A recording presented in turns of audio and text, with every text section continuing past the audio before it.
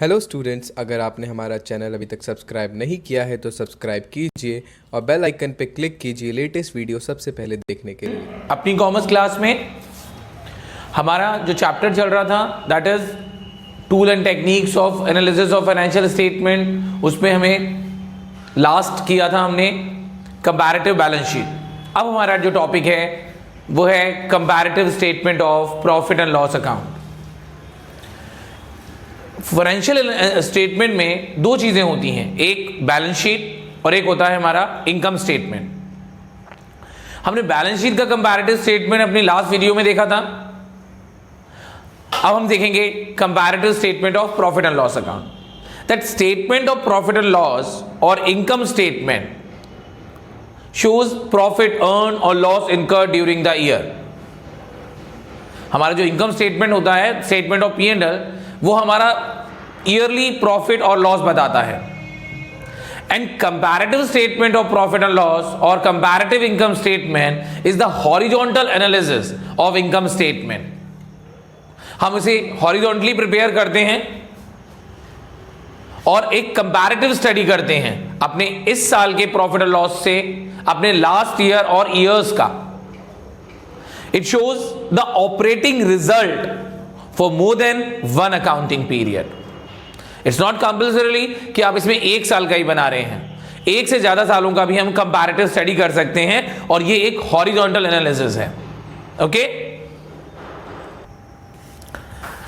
Next, objective of comparative statement of P&L। हम ये comparative statement क्यों बनाते हैं, अपना स्टेटमेंट ऑफ P&L का comparative statement? To analyse each item of revenue and expenses of 2 or more year. हमारा जो इनकम स्टेटमेंट होता है उसमें रेवेन्यू और एक्सपेंसेस के ईच आइटम को एनालाइज करने के लिए, टू एनालाइज इंक्रीज और decrease in each item of revenue and expenses. हमारे रेवेन्यू और एक्सपेंसेस में हर आइटम इंक्रीज हो रहा है या डिक्रीज हो रहा है उसे एनालाइज करने के लिए और एक से ज्यादा डेटास को कंपेयर करने के लिए। This is the main object of preparing comparative statement of profit and loss account, profit and loss. अब हम एक न्यूमेरिकल क्वेश्चन डिस्कस करेंगे। आपके सामने कुछ इंफॉर्मेशन है लाइक स्टेटमेंट ऑफ P&L की, आपको इससे एक comparative statement of profit and loss बनाना है। आपके पास इंफॉर्मेशन है कि 2020 और 2019 के आपके पास डेटास हैं, revenue from operations, other income, cost of material consumed, other expenses and tax rate. These are 5 information. आपको इन डेटास की हेल्प से एक कंपैरेटिव स्टेटमेंट ड्रॉ करना है, ठीक है। अब हम इसका सॉल्यूशन देखेंगे कि हमारा कंपैरेटिव स्टेटमेंट कैसे बनेगा, ठीक है। सबसे पहले हम इसकी फॉर्मेट की बात करते हैं। स्टेटमेंट ऑफ P&L का फॉर्मेट हमने चैप्टर 1 में पढ़ा था। बस इसमें क्या डिफरेंस रखेंगे, कंपैरेटिव स्टेटमेंट बनाते समय हमें एक बात का ध्यान रखना है कि आपको जो फिगर्स लिखनी है पहले प्रीवियस ईयर की लिखनी है और फिर करंट ईयर की लिखनी है। जबकि हमारा जो स्टेटमेंट ऑफ P&L जो हमने सीखा था चैप्टर 1 में, वहां पहले करंट ईयर की फिगर्स होती हैं और पीछे उसके प्रीवियस ईयर की फिगर होती हैं। पर कंपैरेटिव स्टेटमेंट बनाते समय हम ये स्लाइटली चेंज कर लेंगे।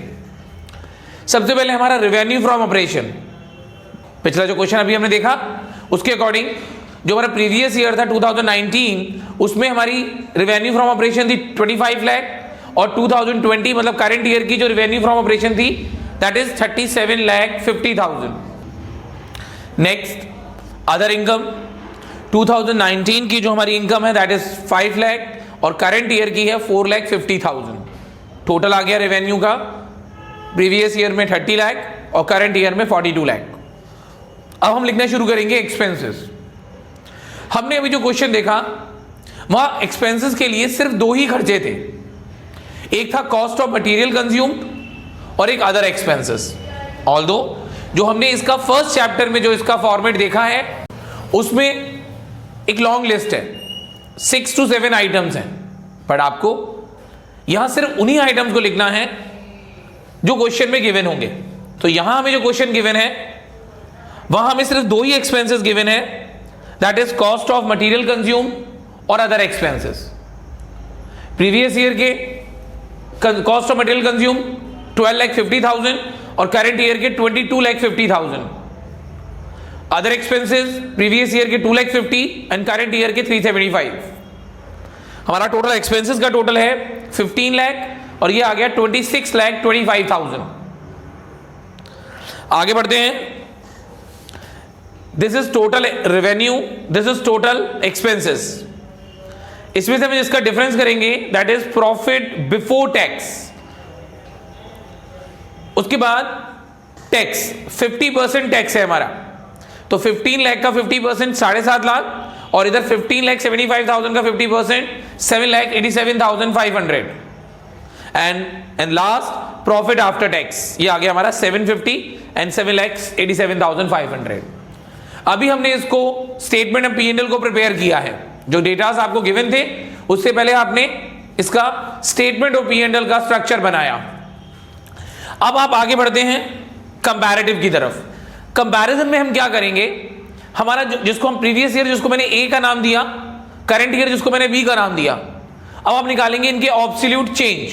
कैसे आएंगे ये, बी माइनस ए, बी में से ए माइनस कर देना है। दैट मीन्स जितने भी डेटास हैं आपको दिए हैं इनको आपको इसमें से माइनस करना है। 37,50,000 माइनस 25 लाख 12,50,000, 450 माइनस 5 लाख। यहां पर हमारा जो आंसर आएगा वो माइनस में आ जाएगा, दैट इज माइनस के 50,000।